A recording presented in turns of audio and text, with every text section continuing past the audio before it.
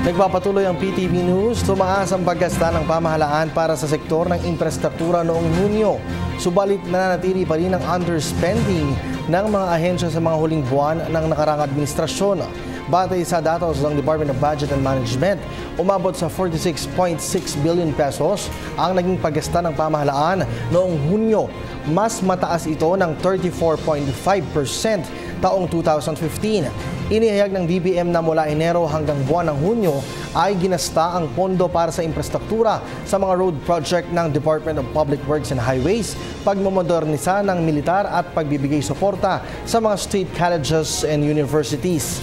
Para naman sa susunod na taon, naglaan ang Administrasyong Duterte ng 860.65 billion pesos para sa infrastruktura, mas mataas ng 13.8% sa kasulukuyang budget. Sa kabila nito, nanatili ang government underspending sa unang bahagi ng taon dahil na rin sa ipinatupad na election ban. Ayon naman kay Budget Secretary Benjamin Jokno, patuloy ang pagsisikap ng pamahalaan para matugunan ang underspending ng mga government agencies. Sinabi rin ng kalihim na ipinag-utos na niya ang pagsasagawa ng isang pag-aaral ukol sa absorptive capacity o ang paggasta ng mga ahensya at kapasidad ng mga ito na pumasok sa isang kontrata. Ako po si Cathy San Gabriel. Subscribe na sa PTV YouTube channel. I-click lang po ang subscribe button.